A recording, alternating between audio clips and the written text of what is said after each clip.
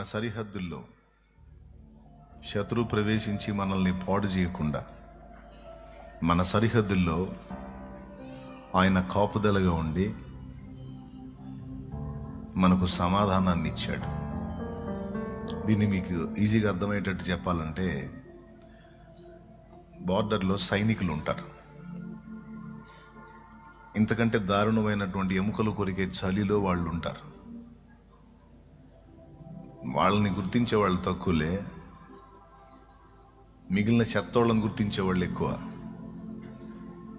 వాళ్ళ త్యాగాన్ని, వాళ్ళ ప్రాణాలు ఫణంగా పెట్టి దేశం కోసం వాళ్ళు పడుతున్న బాధల్ని గుర్తించేవాళ్ళు తక్కువ. కానీ వాళ్ళ కుటుంబాలని, తల్లిదండ్రుల్ని, భార్య బిడ్డల్ని వదిలిపెట్టి, వాళ్ళ బంధాలని, అనుబంధాలని పక్కన పెట్టి దేశాన్ని ప్రేమించి నానా బాధలు బట్టి ప్రత్యేకంగా తరబీదు పొంది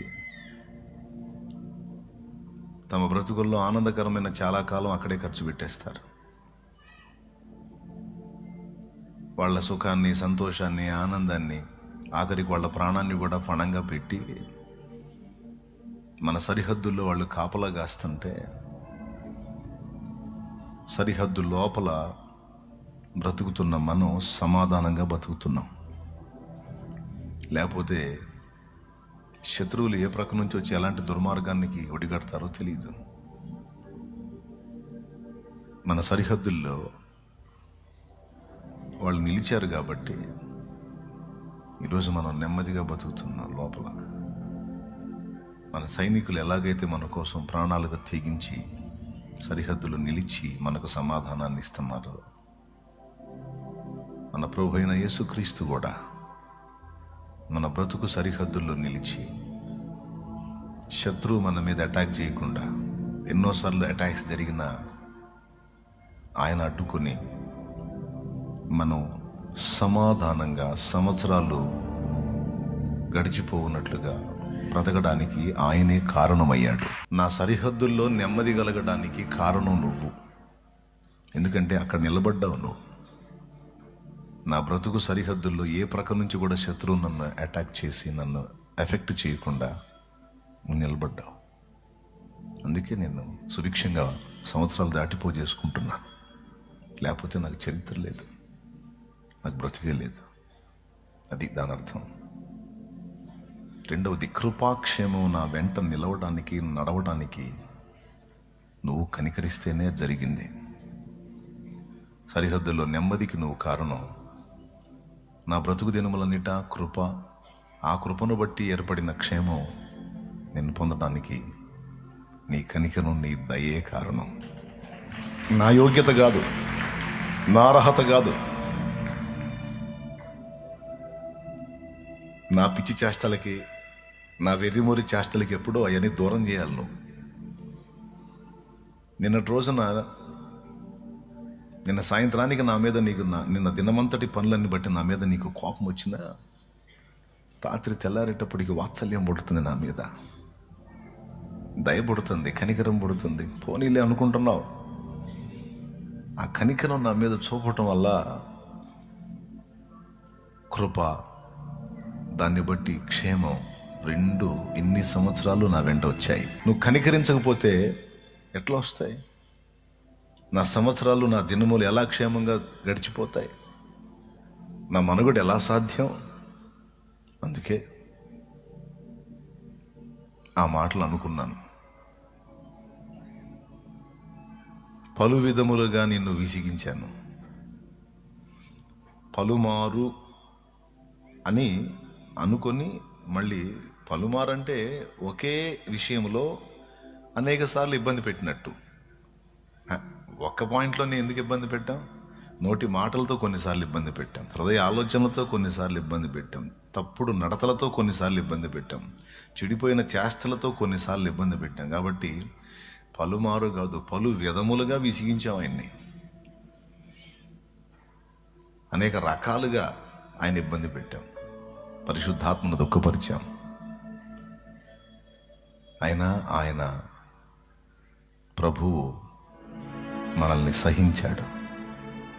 ఒక పనికిమాలిన భార్యని భర్త సహించినట్టు, ఒక పనికిమాలిన కొడుకుని కూతుర్ని తండ్రి సహించినట్టు ఆయన మనల్ని సంవత్సరాలుగా సహిస్తూ వచ్చాడు. పూర్ణమైన ఓర్పు అనే దానికి నిర్వచనం, నిదర్శనం ఎవరైనా ఉన్నారంటే అది మన ప్రభువైన యేసుక్రీస్తు. దీర్ఘశాంతం, పూర్ణమైన ఓరిమి. ఓరిమి అంటే ఓర్పు అండి. పూర్ణమైన ఓర్పు మన ఎడల కలిగి ఉన్నాడు కనుకనే మనల్ని భరిస్తున్నాడు. అంటే అంత ఓర్చుకుంటున్నాడు.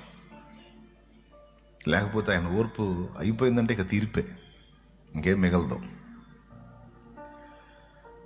మరి చెప్పండి, సన్నుతించాలా లేదా? పూర్ణమైన ఓరిమితో నన్ను భరించి, ఇంత చేసినా, ఇంత ఇబ్బంది పెట్టినా, ఇన్ని రకాల అభ్యంతరాలు నీ ఎదుట నేను కలిగి ఉన్నా, నన్ను భుజానెత్తుకొని మోయటానికి ఇంత కూడా ఇబ్బంది పడలేదు. నువ్వు మోస్తానే ఉన్నావయ్యా, ఇది నిజం. నన్ను చంకనెత్తుకుంటున్నావు, రెక్క చాటు చేసుకుంటున్నావు, నీ ముద్దు మురిపెంతో నన్ను భుజాన మోస్తున్నావు. పక్షిరాజు రెక్కల మీద మోసినట్టు నన్ను ఎత్తుకొని మోస్తున్నావు. లేకపోతే నాకు మనుగడ లేదు. అందుకే నా ఊపిరి ఉన్నంత వరకు నిన్ను సన్నతించుకుంటాను. ఎన్ని ఆటుపోట్లు ఎదురైనా నా యుద్ధం, పోరాటం మానుకోను. సాతానుకి, శరీరానికి, లోకాశలికి వ్యతిరేకంగా నా యుద్ధం కొనసాగుతుంది. నిన్ను చేరేంత వరకు ఈ యుద్ధం ఆపను. నిన్ను చేరినప్పుడు అప్పుడు విశ్రమిస్తాను. నీ రెక్కల నీడలో, నీ కౌగిలిలో. అప్పటిదాకా నిన్ను చేరేంత వరకు, నీ వలె మారేంత వరకు నా పోరాటం నిరంతరం కొనసాగుతూనే ఉంటుంది. నేను విశ్రాంతి పొందను, పోరాడతాను అని ఇంత మ్యాటర్ ఉంది. మరి 4 ముక్కల్లో దేవునికి స్తోత్రం, హల్లెలూయా. దేవుని వాక్యంలో నుంచి ఇప్పుడు పాటల్లో ఉన్న మ్యాటర్ తెలుసుకున్నాం. ఇప్పుడు దేవుని మాటల్లో మరికొన్ని విషయాలు తెలుసుకుందాం. ప్రసంగి గ్రంథంలో చాలా వరకు సొలొమోను వ్యర్థమైన వాటిని గురించి మాట్లాడాడు. అసలు ప్రసంగి గ్రంథం మొదలు పెట్టడమే దావీదు కుమారుడును యెరూషలేములో రాజునై ఉండిన ప్రసంగి పలికిన మాటలు అని 2వ వచనంలో ఇక మొదలు పెట్టడమే వ్యర్థము వ్యర్థమని ప్రసంగి చెప్పుచున్నాడు. వ్యర్థము వ్యర్థము, సమస్తము వ్యర్థమే అని మొదలుపెట్టాడు. ఇక్కడ ఈ వ్యర్థము అనే మాట 5 సార్లు వచ్చింది ఆ 2వ వచనంలో.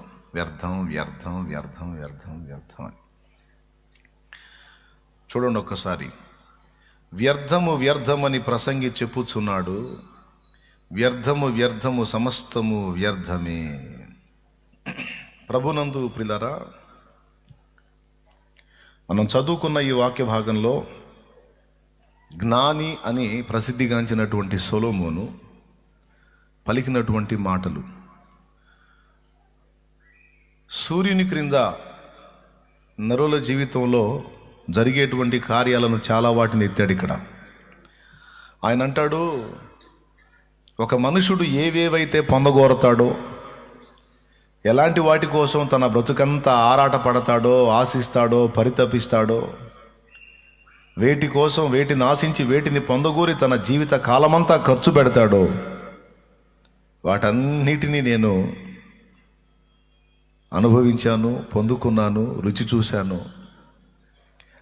మానవులు పరితపించి పరితపించి ప్రాకులాడి విలవిలలాడేటువంటి విషయాలన్నిటినీ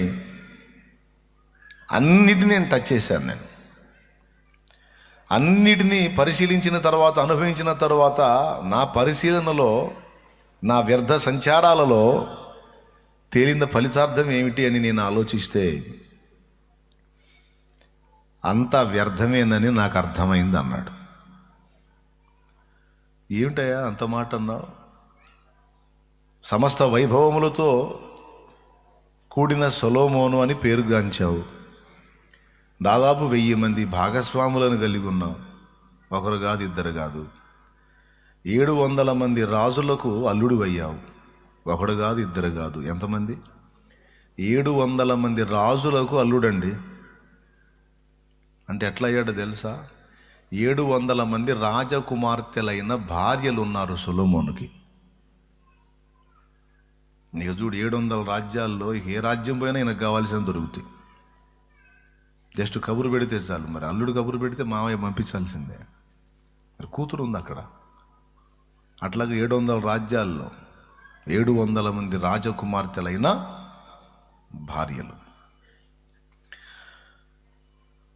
అష్టైశ్వర్యాలు అంటారు.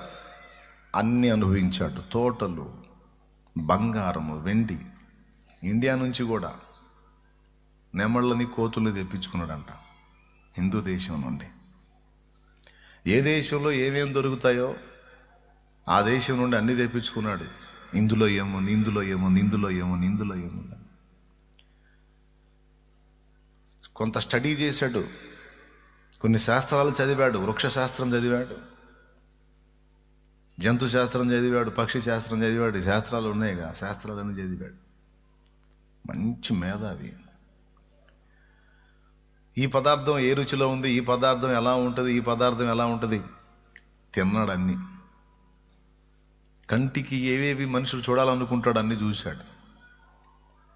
చెరువులు దవ్వించాడు, కాలువలు దవ్వించాడు. ఇవన్నీ తన కోసమే అని రాశాడు. నా కోసం చెరువులు త్రవ్వించుకుంటుని. ఏం చిన్న కుంట జాలదా, పెద్ద చెరువే దవ్వించుకున్నాడంట. చెరువు అనలా, చెరువులు. ఎన్ని చెరువులు దవ్వించాడో. అన్నీ ఒక మానవుడు ఏవేవైతే పొందగోరతాడో అన్నీ నేను చేశా. అసలు ఇందులో ఏముందని జనం పరిగెత్తున్నారు, చూద్దాం దానిలో ఏముందో అని చూసేసాడంట. ఇందులో ఏముందని పరిగెత్తున్నారు, ఇంత పిచ్చి పట్టినట్టు. అసలు అందులో ఏముందో చూద్దాం అని పరిగెత్తాడట. పొందుకున్నాడు. చివరికి ఏం తేలిందంటే ఎండమావే. ఒరే ఇంతేనా ఇందులో ఉంది, ఇందుకోసమేనా ఈ పిచ్చి గుంపు ఇంతగా పరితపిస్తుంది వారిని అనుకుని, వీళ్ళ వెర్రి చల్లంగుండా అనుకుని చివరికి రాశాడు. ఏం రాశాడంటే, వ్యర్థము వ్యర్థమని ప్రసంగి చెప్పుచున్నాడు, వ్యర్థము వ్యర్థము సమస్తము అన్నాడు. ఆకాశము క్రింద నరులు ప్రాకులాడుతున్న సమస్తము వ్యర్థమని ప్రసంగి చెప్పుచున్నాడు అని ఇక మొదలుపెట్టాడు పాఠం. మొదలుపెట్టి ఇక తన అనుభవాలు, విషయాలు అన్నిటినీ క్రోడీకరించి ఇక క్లైమాక్స్లో, అంటే ఫైనల్లో, ఫినిషింగ్ టచ్లో 12వ అధ్యాయము ఫలితార్థం చెప్తున్నాడు 13వ వచనంలో. అంటే దాదాపు 12 అధ్యాయాలు రాసేశాడు. వ్యర్థమని మొదలుపెట్టాడు, తర్వాత తన అనుభవాలు చెప్పుకుంటూ వచ్చాడు. మీరు కూడా ఇంటికి పోయి నాకు చదువుకుంటే ఆయన ఏం చెప్పాడో మీకు తెలిసింది కథ, బైబిల్ చదివితే.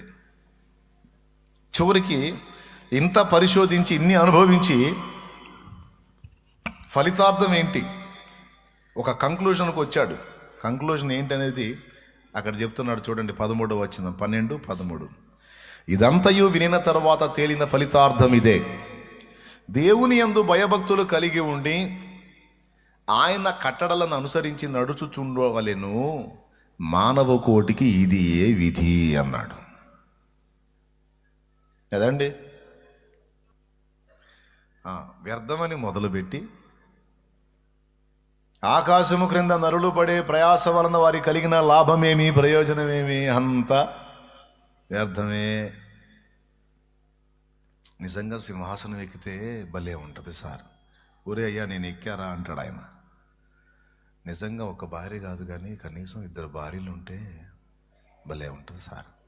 ఓరి పిచ్చోడ, నేను 1000 మందిని చేసుకున్నారా. అసలు ఇండియాలో నెమళ్ళు ఉంటాయి సార్, నెమళ్ళు తెచ్చుకుంటే మామూలుగా ఉంటుంది సార్. పురివిప్పి నాట్యం ఆడింది సార్. నెమళ్ళతో పాటు కోతులు కూడా తెప్పించుకున్నారా నేను సార్. గోల్డ్ సింహాసనం ఎప్పుడైనా చూసారా మీరు? బంగారు సింహాసనం, అది ఎక్కితే మామూలుగా ఉండదు. నేను రెగ్యులర్గా కూర్చునే దాని మీదేరా అంటాడు. ఏం సార్ నేను ఏది చెప్పినా మీరు అట్లా అంటారు. అసలు తోటలు, ఉద్యానవనాలు ఉంటాయి సార్, సూపర్ ఉంటాయి సార్. చాలా ఉన్నాయిరా నాకు, నేను డైలీ వాటిలో తిరుగుతూ ఉంటాను. అవునా, మీకేమనిపించలేదా? ఏమనిపించినారు నీ బొంద? ఏమనిపించలే. ఏంటి సార్ మీరు అసలు అదే తోట నాకుంటే మామూలు ఎంజాయ్ చేయను నేను. అవునా, సరేలే, నాకేం కనపడలే. మరి ఇక ఒక మనిషి వచ్చి ఏమేం చెబుతాడు, సొలొమోను ముందు మాత్రం చెప్పకూడదు. చెబితే అందులో ఏం లేదంటుంటాడు. ఇది సార్ ఇది సూపర్ ఉంటుందండి. అవునా, అందులో కూడా ఏం లేదని అంటాడు. ఎందుకంటే అన్నీ చూసేశాడు. ప్రియులారా, ఇంత అయిపోయిన తర్వాత నా పరిశీలనలో నాకు తేలిన ఫలితార్థం ఏంటంటే, ఆకాశము క్రింద విషయాల మీద కాదు కానీ ఆకాశం పైన ఉన్నాడు ఒకడు, అతని మీద పెట్టాలి దృష్టి అన్నాడు. ఆకాశము క్రింద సంగతులను అంటిపెట్టుకున్న ఓ మనుష్యుడా, ఆ మహానుభావుడు కల్పించిన మాయ వెంట పరిగెత్తుతున్న అమాయకుడా, మాయ కాదురా, మాయ వెనుకున్న ఆ మహాత్ముని గాంచు, దృష్టి ఆయన మీద పెట్టు. మట్టితో ఆటలాడుతున్నాడు ఆయన, పిచ్చోళ్ళారా. దేంతో? మట్టితో నిన్ను చేశాడు, మట్టినే నీకు తిండిగా చేశాడు, మట్టిలో నుంచే నీకు వస్త్రాన్ని ఇచ్చాడు, మట్టిలో నుంచే నీకు సమస్తాన్ని ఇచ్చాడు. చివరికి నీ ప్రాణం తీసి నా మట్టిలోనే కలుపుతున్నాడు. మట్టితో ఆడుతున్నాడు రా. ఈ మట్టి లోకంలో నువ్వు కనుగొంటున్న వాటన్నిటిని కొంచెం పరిశీలిస్తే, వెండి బంగారు వెలగల వస్త్రం, పరిమళ పుష్ప సుగంధములు, మట్టిలో నుండి వచ్చినవేనని మరువబోకు నా చెల్లెమ్మ. చెల్లెమ్మకేనా తమ్మయ్య, తమ్ముడా? మట్టిలో నుండి వచ్చినవేనని మరువబోకు నా తమ్ముడా. ఆశపడకు ఈ లోకం కోసం చెల్లెమ్మా, ఆశించేది ఏదైనా అది మట్టేనమ్మా. దేవునికి స్తోత్రం చెప్దామా? నిజమేగా. ఎందులోంచి పుట్టా? దేంతో చేశాడు? తినే తిండి ఎక్కడి నుంచి వస్తుంది? కట్టే వస్త్రం ఎక్కడి నుంచి వస్తుంది? మనం వాడుకునే సమస్త వస్తు సామగ్రి ఎక్కడి నుంచి వచ్చింది? చివరికి మనం పోయి ఆడకు కలుస్తున్నాం. పోయి ఆత్మ దేవుని దగ్గరకు పోతే, మన్నైనది వెనకటి వల్ల మరలా భూమికి చేరును అన్నాడు. అదే ప్రసంగి 12:7లో. మన్నైనది వెనకటి వల్ల మరలా భూమికి చేరును, ఆత్మ దేవుని యొద్దకు వెళ్తుంది అన్నాడు. అక్కడే అంటే ఇప్పుడు ఈరోజు మాకు ప్రసంగం మొదలుపెట్టి శుభమా అంటే ఈ మొదటి ఆదివారం మొదటి కూటంలో ఏందన్నయ్యా నువ్వు చెప్పేది అంతా వ్యర్థమనే, ఇంకట్టయితే ఎందుకు కూటంలో లేచిపోతాం అనొద్దు. కొన్ని కీలకమైన విషయాలు చెప్తాను. ఖచ్చితంగా ఈరోజు దేవుడు పలికించే మాటలు మీకు అవకాశం ఉంటే ఇతరులకు కూడా మీరు దీన్ని పంపిణీ చేయండి. ఎందుకంటే అలాంటి అంశం ఇది చాలా ప్రాముఖ్యమైనది, తప్పకుండా అందరికీ తెలియాలి. అది మీ బాధ్యత. ఇప్పుడు పాయింట్కి వస్తా. పాత నిబంధనలో ఇశ్రాయేలుకు ఉన్నటువంటి ఆచార వ్యవహారాల్లో నాజీరు వ్రతము అనే ఒక వ్రతం ఉంది. కొంతమంది దేవునికి ప్రత్యేకంగా భక్తి చేయాలనుకున్నప్పుడు కొన్ని రోజులు కేటాయించుకుంటారు. 40 రోజులని, 100 రోజులని. అంటే వ్రతమునకు అప్పగించుకొనుట అంటే ప్రత్యేకంగా ఉంటారు. ఆ 40 రోజులు, లేకపోతే ఆ 100 రోజులు, లేకపోతే 120 రోజులు, వాళ్ళు ఎన్నో కొన్ని రోజులు అనుకొని పెట్టుకొని ఆ నియమించుకున్న రోజుల్లో వాళ్ళు తల మీదకి మంగళకత్తి రానీరు. అలాగే ఇంకా కొన్ని విషయాల్లో నియమం పెట్టుకొని ఆ నియమాన్ని అనుసరించి చివరి వరకు కొనసాగించే వాళ్ళు కొంతమంది, చివరి దాకా వచ్చి చివరి ఘట్టంలో ప్రతికూలతలు ఏర్పడి నియమం తప్పిన వాళ్ళు కొంతమంది. ఉదాహరణకి 40 రోజులు తన వ్రతమునకు ప్రతిష్ఠించుకొని 38 రోజులు జాగ్రత్తగా వ్రతాన్ని లాక్కొచ్చి 39వ రోజు ఏదన్నా శవమును ముట్టవలసి వచ్చినా, లేకపోతే అనుకోని రీతిలో ఏదైనా కార్యాలు జరిగినా, ఏదైనా తేడా పడినా, లేఖనం ఏం చెప్తుందంటే అక్కడ పాత నిబంధనలోలే అతడు వ్రతమును మరలా పునఃప్రారంభించాలి. ఎలా అనగా మునుపటి దినములు వ్యర్థమైనవి అంటాడు. అంటే 38 రోజులు జాగ్రత్తగా లాక్కొచ్చి 39వ రోజు ఒకడు కానీ వ్రతభంగాన్ని పొందితే ఆ ముందున్న 38 రోజులు వ్యర్థమైపోయినాయి అట. మళ్ళా మొదలు పెట్టాలట. నిజమే. దీన్ని మనం సూచనగా చెప్పుకోవాలంటే, ఒక మనిషి తన జీవితంలో 10 సంవత్సరాల కాలం మంచి సాక్ష్యాన్ని నిలుపుకొని సూపర్గా బతికి 11వ సంవత్సరంలో గడ్డి తినే చేష్ట చేశాడు అనుకో, అప్పుడు గడిచిన 10 సంవత్సరాలు వాడు పొందినటువంటి మంచి సాక్ష్యం ఏమైద్ది? పెద్దగా చెప్పండి, పోయిద్దిగా. పోతే మరుసటి రోజే వచ్చిద్దా? మళ్ళా వాడు అంత సాక్ష్యాన్ని నిలబెట్టుకోవాలంటే ఎన్ని సంవత్సరాలు పట్టిద్దో, మళ్ళా జనం ఒప్పుకుంటారో లేదో. అందుకే అప్పుడు అంతకు ముందున్న సంవత్సరాలన్నీ ఏమైపోయినాయి? చాలా నియమంగా, నీతిగా, నిజాయితీగా, నిష్టగా వచ్చాడు. 10 ఏళ్ళు, 11వ ఏడు తేడా పడ్డాడు. మరి అన్ని సంవత్సరాలకి ఏమైపోయినాయి? వ్యర్థమైపోయినాయి. వ్యర్థమైపోయినటువంటి కాలం అని చెప్పొచ్చు దాన్ని. యాకోబుని ఫరో అడిగాడు, పెద్దాయనా నీ వయసు ఎంత అని. యాకోబు అన్నాడు, నా వయసు, నేను సంచరించినటువంటి దినములు ఇన్ని అని చెప్పి, అవన్నీ వ్యర్థమైనవిగాను దుఃఖ సహితంగాను ఉన్నాయి అన్నాడు. అంటే తన జీవితంలో చాలా కాలం ఖర్చు అయిపోయింది. వెనక్కి తిరిగి చూసుకుంటే తను సాధించిందేంటి, పొందిందేంటి అని ప్రశ్నించుకుంటే అతనికి ఏం కనపడ్డదంటే అది వ్యర్థంగాను దుఃఖకరంగాను కనిపించింది.